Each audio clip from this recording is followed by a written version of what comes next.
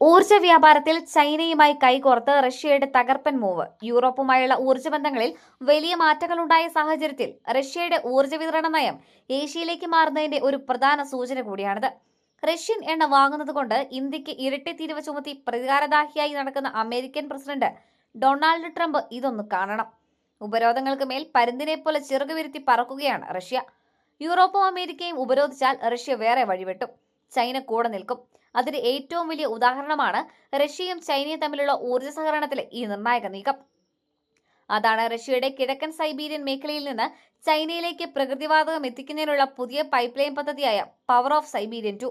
ഈ പദ്ധതി പൂർത്തിയാകുന്നതോടെ ആഗോള രാഷ്ട്രീയത്തിലും ഊർജ്ജ വിപണിയിലും റഷ്യ വലിയ സ്വാധീനം ഉണ്ടാക്കുമെന്നാണ് വിദഗ്ധർ കരുതുന്നത്. റഷ്യയുടെ ഗ്യാസ്പ്രോം കമ്പനിയുടെ നേതൃത്വത്തിൽ നടക്കുന്ന ഈ പദ്ധതി സൈബീരിയൻ മേഖലയിൽ നിന്ന് ചൈനയിലേക്ക് പ്രകൃതിവാതകം എത്തിക്കുകയാണ് ലക്ഷ്യമിടുന്നത്. ഈ പൈപ്പ് ലൈനിന്റെ പ്രധാന ഭാഗം മംഗോളിയയിലൂടെ കടന്നുപോകുന്നതിനാൽ ഇത് സോയിസ് വെസ്റ്റോക്ക് എന്നും അറിയപ്പെടുന്നു. നിലവിൽ പ്രവർത്തനത്തിലുള്ള പവർ ഓഫ് സൈബീരിയ 1 എന്ന പൈപ്പ് ലൈനിന്റെ തുടർച്ചയായിട്ടാണ് ഈ പദ്ധതി വരുന്നത്. ഇതുവഴി പ്രതിവർഷം 50 ബില്യൺ ക്യൂബിക് മീറ്റർ പ്രകൃതിവാതകം വരെ ചൈനയിലേക്ക് എത്തിക്കാൻ സാധിക്കും. ഇത് നിലവിലെ പൈപ്പ് ലൈനിന്റെ ശിഷ്യയേക്കാൾ വളരെ കൂടുതലാണ്. ഈ പദ്ധതി ഇരു രാജ്യങ്ങൾക്കും തന്ത്രപരമായി വളരെ നിർണായകമാണ്. യൂറോപ്യൻ രാജ്യങ്ങൾ റഷ്യൻ വാതകത്തെ ആശ്രയിക്കുന്നത് കുറയ്ക്കുന്ന സാഹചര്യത്തിൽ റഷ്യ തങ്ങളുടെ പ്രധാന വരുമാന സ്രോതസ് ഏഷ്യൻ വിപണികളിലേക്ക് മാറ്റിയാണ് പ്രതിരോധം സൃഷ്ടിക്കുന്നത്. Power of Siberia 2 pipeline റഷ്യക്ക് സാമ്പത്തിക ഭദ്രത നൽകുന്നതിനോടൊപ്പം പാശ്ചാത്യ രാജ്യങ്ങളിൽ ഏർപ്പെടുത്തുന്ന ഉപരോധങ്ങളെ മറികടക്കാൻ സഹായിക്കുകയും ചെയ്യും. ചൈനയുമായി ശക്തമായ സാമ്പത്തിക ബന്ധം സ്ഥാപിക്കുന്നതിന് ഇരു രാജ്യങ്ങൾക്കും ഒരു പുതിയ രാഷ്ട്രീയ കൂട്ടുകെട്ട് രൂപപ്പെടുത്താനും വഴിയൊരുക്കും. ചൈനയുടെ ഭാവിയിലെ ഊർജ്ജ സുരക്ഷ ഉറപ്പാക്കുന്നതിനുള്ള പ്രധാന പദ്ധതിയാണിത്.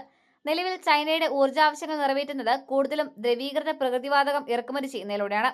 ഇത് കടൽ വഴി ആയതുകൊണ്ട് എളുപ്പത്തിൽ ഭീഷണി നേരിടാൻ സാധ്യതയുണ്ട്.